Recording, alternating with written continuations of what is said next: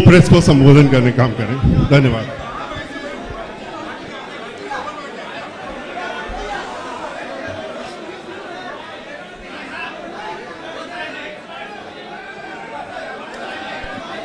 जैसा कि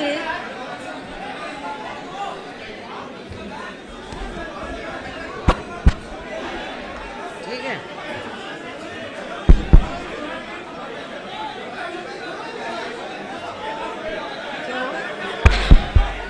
ठीक है, मीडिया बंधुओं, जैसा कि आप लोगों को ये विदित है कि आज बहुजन समाज पार्टी और समाजवादी पार्टी के दोनों नेशनल प्रेसिडेंट की, मुखिया की ये संयुक्त व खासकर प्रधानमंत्री श्री नरेंद्र मोदी की तथा बीजेपी के राष्ट्रीय अध्यक्ष श्री अमित शाह की, अर्थात इन दोनों गुरु व चेले की नींद उड़ाने वाली अति महत्वपूर्ण एवं ऐतिहासिक प्रेस कॉन्फ्रेंस हो रही है।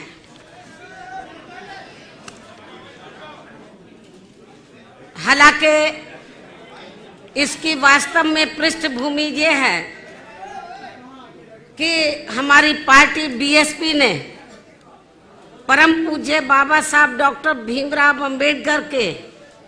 देहांत के बाद उनके अधूरे पड़े कारवां को न केवल गति प्रदान की है, बल्कि काफी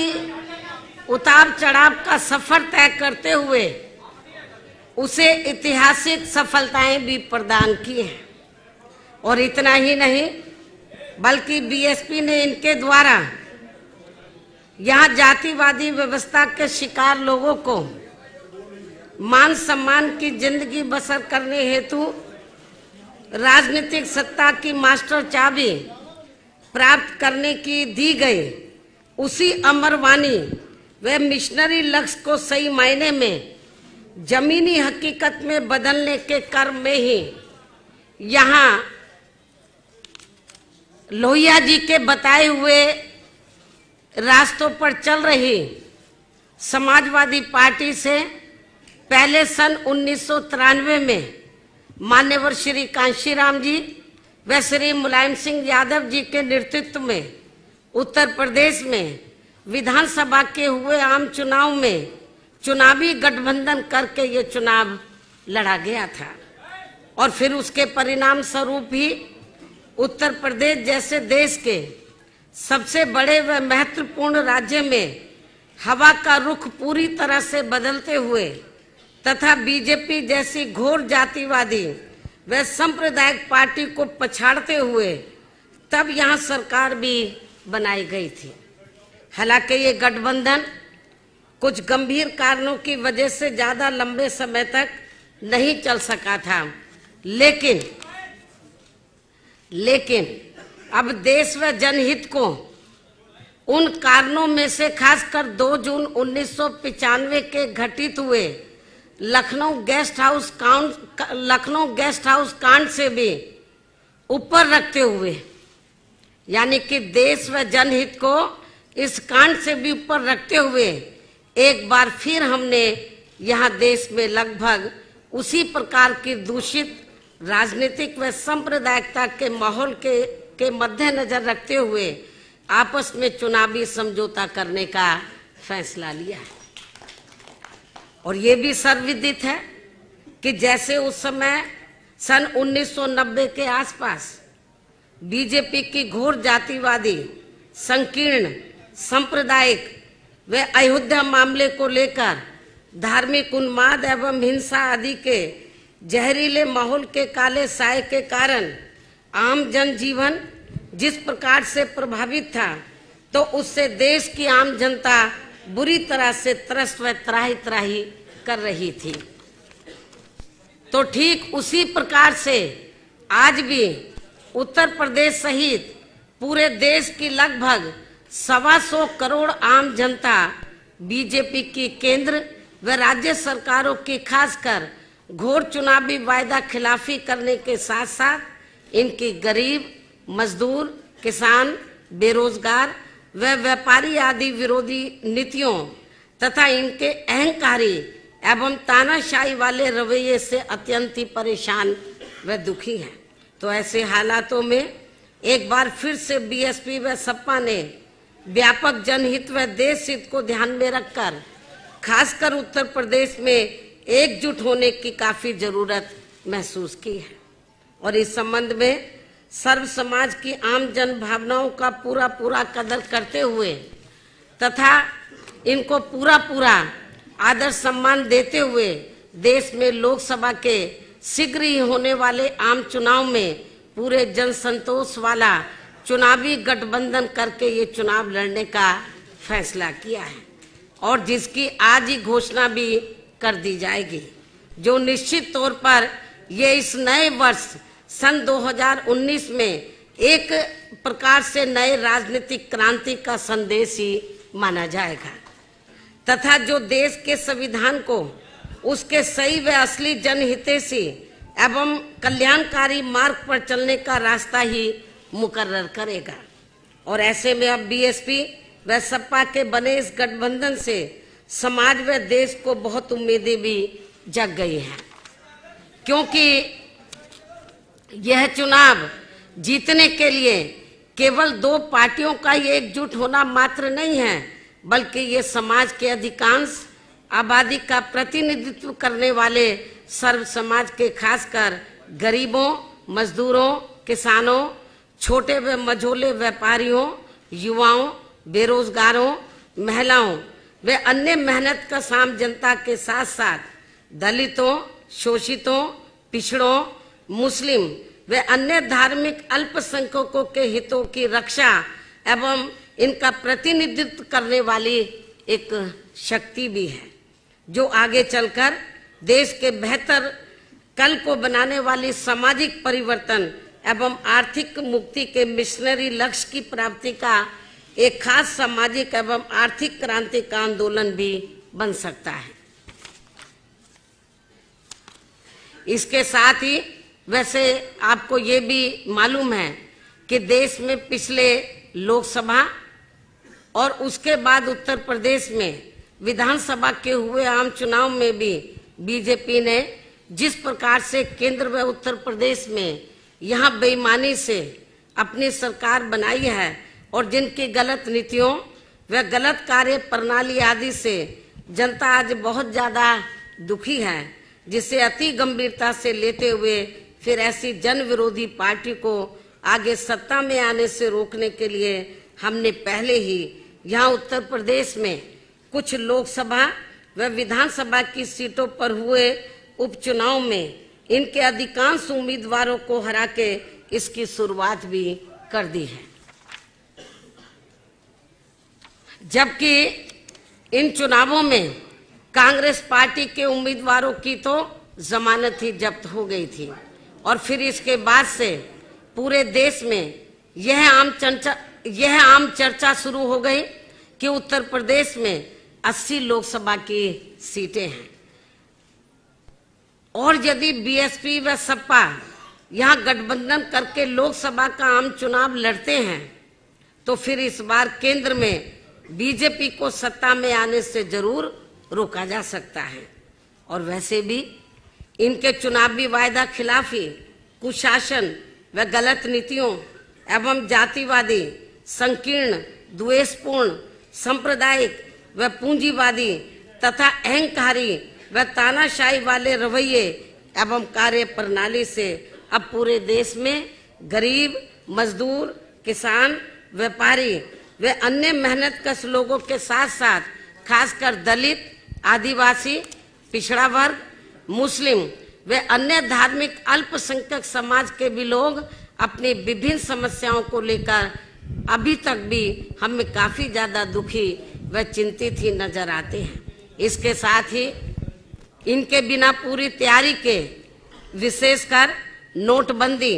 व जीएसटी के लिए गए फैसले से तो इनकी कमर और भी ज्यादा तोड़कर रख दी गई है, जिन्हें खास ध्यान में रखकर ही वह इन लोगों के हितों को प्राथमिकता देते हुए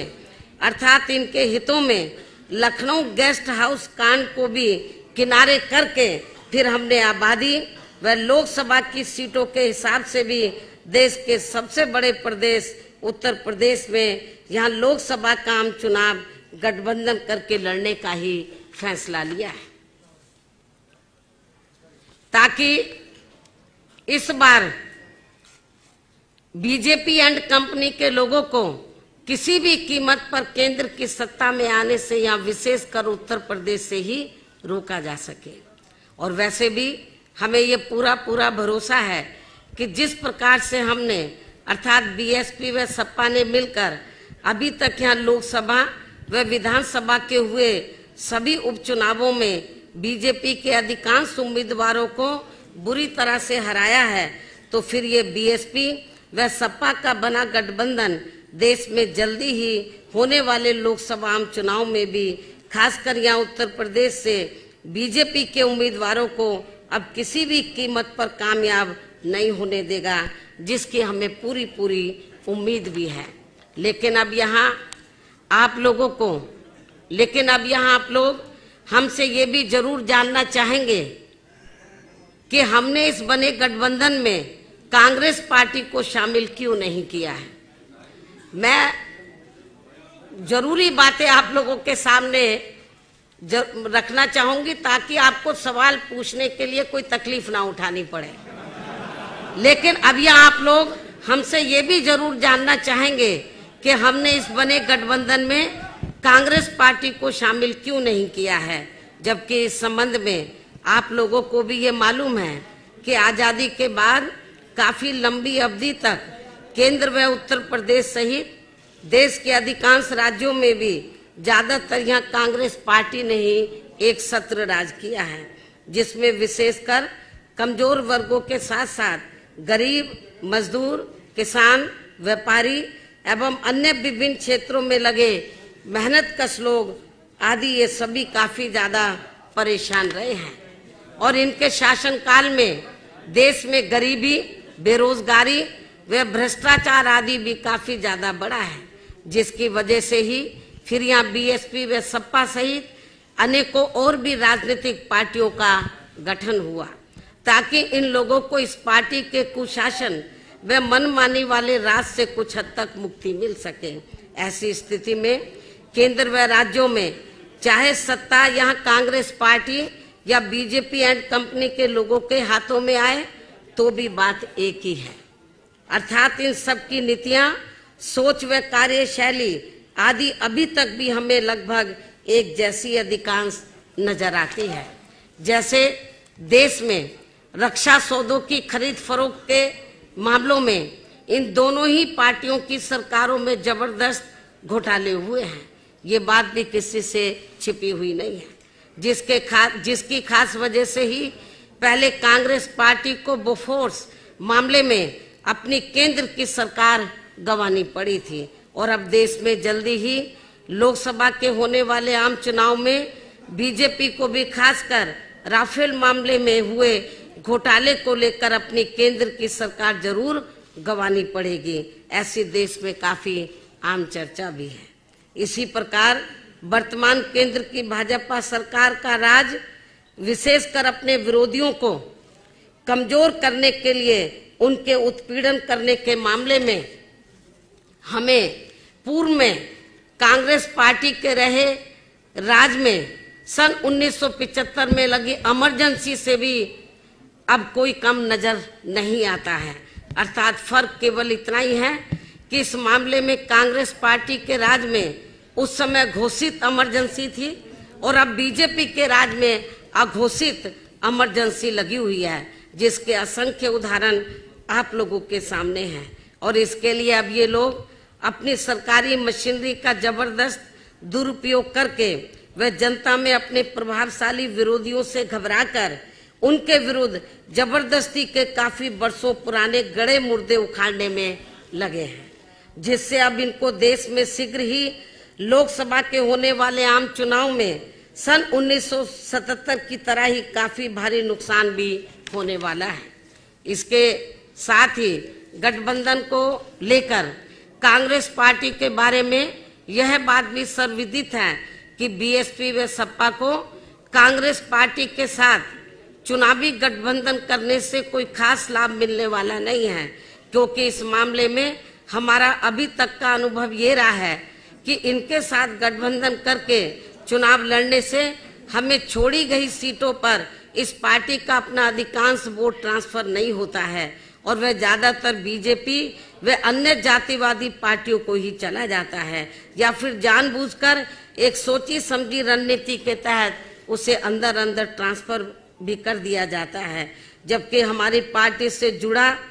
पूरा का पूरा वोट एक तरफा हमारे साथ गठबंधन की गई किसी भी पार्टी को पूरी ईमानदारी से ट्रांसफर हो जाता है, जिससे कांग्रेस पार्टी जैसी पार्टियों को तो हमसे पूरा लाभ मिल जाता है, लेकिन हमारी जैसी ईमानदार पार्टियों को इसका कोई खास लाभ इनसे कोई खास लाभ नहीं मिल पाता है और इससे फिर हमारी पार्टी का वोट प्रतिशत और कम हो जाता है, जिसका कड़वा अनुभव हमने यहाँ उत्तर प्रदेश में ही सन 1996 में विधानसभा के हुए आम चुनाव में कांग्रेस पार्टी के साथ गठबंधन करके किया भी है। और शायद लगभग यही कड़वा अनुभव यहाँ पिछले विधानसभा के हुए आम चुनाव में समाजवादी पार्टी ने भी कांग्रेस पार्टी के साथ गठबंधन करके किया है। ऐसी स्थिति में फिर हमने अपनी पार्टी व मूवमेंट के हित में देश में जल्दी ही लोकसभा के होने वाले आम चुनाव में खासकर यहाँ उत्तर प्रदेश में बीएसपी व सपा के बने गठबंधन में कांग्रेस पार्टी को शामिल नहीं किया है। हालांकि अब हमारी पार्टी ने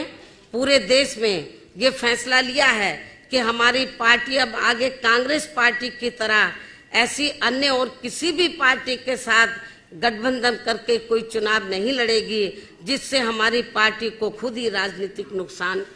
पहुंच जाए, यानी कि उसका वोट हमें ट्रांसफर ना हो सके। लेकिन इस मामले में अभी तक अच्छी बात ये रही है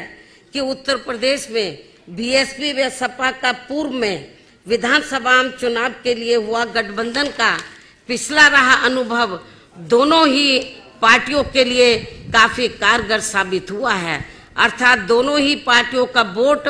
एक दूसरे के उम्मीदवारों को पूरी ईमानदारी से ट्रांसफर हुआ है, जिसकी वजह से अब हमें यहाँ लोकसभा के होने वाले आम चुनाव में बीएसपी व सपा का गठबंधन करके ये चुनाव लड़ने में कोई भी परहेज नहीं है।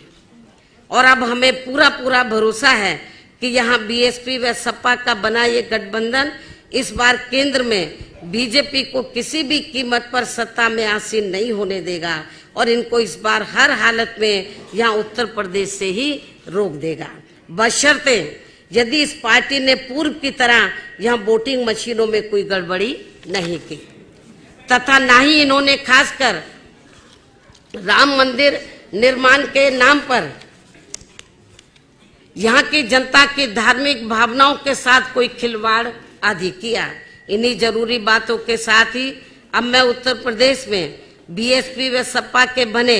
इस गठबंधन के संदर्भ में ये कहना चाहूंगी कि उत्तर प्रदेश में इन दोनों पार्टियों का यहाँ लोकसभा चुनाव में एक साथ मिलकर चुनाव लड़ने का हमारा ये गठबंधन फाइनल हो चुका है और इसके लिए हमने दिनांक 4 जनवरी को दिल्ली में इकट्ठा बैठकर वे काफी गहन सोच विचार करके प्रदेश की सभी 80 लोकसभा की सीटों का फाइनल बंटवारा भी कर लिया है। और इसके बाद हमें ऐसा भी लगता है कि इसकी भनक पड़ते ही उसी दिन फिर बीजेपी ने घबराकर अपनी पूर्व की गई तैयारी के मुताबिक हमारे बने इस गठबंधन को कमजोर करने व तोड़ने के लिए एक सोची समझी रणनीति व साजिश के तहत सपा के अध्यक्ष श्री अखिलेश यादव का नाम जानबूझकर खनन मामले से जोड़कर व इनकी छवि को धूमिल करने के लिए मीडिया आदि में बड़े पैमाने पर उछाल दिया, जिसकी हमारी पार्टी कड़े शब्दों में निंदा करती है। और ऐसे में हमारी पार्टी पूरे तौर से हर स्तर पर इनके साथ खड़ी है, जबकि इस पार्टी को अर्थात बीजेपी को ये मालूम होना चाहिए कि इनकी इस घिनौनी हरकत से अब बीएसपी व सपा के बने इस गठबंधन को और भी ज्यादा मजबूती मिल जाएगी। और अब इससे इनका श्री शिवपाल यादव पर पानी की तरह बहाया गया पैसा भी जरूर ही बेकार चला जाएगा। और अब मैं आप लोगों को ये बताना चाहती हूँ कि इस बने गठबंधन में किस पार्टी के पास कितनी सीटें रहेंगी, तो ये सभी दिनांक 4 जनवरी को दिल्ली में ही फाइनल कर लिया गया है, जिसकी संक्षेप में जानकारी इस प्रकार से है। उत्तर प्रदेश में कुल 80 लोकसभा की सीटें हैं, जिसमें से बीएसपी 38 लोकसभा की सीटों पर और एसपी 38 लोकसभा की सीटों पर मिलकर ये चुनाव लड़ेगी। और 2 लोकसभा की सीटें हमने अभी 1-2 और पार्टियों के लिए छोड़ दी है। इनके अलावा 2 और शेष बची सीटें अर्थात अमेठी व रायबरेली, ये दोनों लोकसभा की सीटें हमने कांग्रेस पार्टी के साथ बिना कोई गठबंधन किए हुए ही इस पार्टी के लिए छोड़ दिए हैं, ताकि बीजेपी के लोग इन दोनों सीटों पर कांग्रेस पार्टी की संरक्षक व इनके अध्यक्ष को भी यही उलझाकर ना रख सके। इसके साथ साथ बंटवारे में कौन कौन सी सीटें बीएसपी व सपा आदि के पास रहेंगी, तो इसका भी लगभग तय ही हो चुका है, जिसकी सीटवार पूरी जानकारी आपको बहुत जल्दी ही प्रेस नोट के जरिए दे दी जाएगी। और अब मैं अंत में बीएसपी व सपा के सभी छोटे बड़े पदाधिकारियों, नेताओं व कार्यकर्ताओं से मीडिया के माध्यम से ये भी पुरजोर अपील करती हूँ कि वे इस चुनाव में पर्दे के पीछे से बीजेपी द्वारा चलाई जा रही श्री शिवपाल यादव की पार्टी को तथा कुछ अन्य और स्वार्थी किस्म के लोगों को भी मैनेज करके व उन्हें आगे करके खासकर यहाँ दलितों, पिछड़ों व मुस्लिम समाज आदि के नाम पर बनवाई गई पार्टियों एवं इनके संगठनों के द्वारा भी षड्यंत्र के तहत खड़े किए गए उम्मीदवारों को अपने यार दोस्त, जाति बिरादरी व रिश्ते नातों आदि के चक्कर में पड़कर इन्हें देकर खराब नहीं करेंगे तथा अपने बने इस पवित्र व सामाजिक भाईचारे पर आधारित इस गठबंधन को कतई भी नुकसान नहीं पहुंचाएंगे। अर्थात इन दोनों पार्टियों के सर्व समाज से जुड़े लोगों को देश व जनहित में इन स्वार्थी व बिकी हुई पार्टियों के चक्कर में न पड़कर इन्हें केवल अपने गठबंधन द्वारा खड़े किए गए उम्मीदवारों को ही कामयाब बनाने का हर संभव पूरा प्रयास करना चाहिए। तभी फिर सही मायने में हमारा यहाँ अपने संतों, गुरुओं व महापुरुषों आदि का मानवतावादी सोच पर आधारित इनका सर्वजन हिताय व सर्वजन सुखाय का सही सपना जरूर साकार हो सकता है। इस उम्मीद के साथ ही अब मैं आप सभी मीडिया को तथा सपा व बसपा गठबंधन के सभी लोगों को भी नव वर्ष सन 2019 की अपनी हार्दिक बधाई देती हूँ व उनके उज्जवल भविष्य की भी कामना करती हूँ। और अब सपा के अध्यक्ष श्री अखिलेश यादव भी इस बने गठबंधन के संबंध में अपनी बात आप लोगों के सामने रखेंगे। धन्यवाद।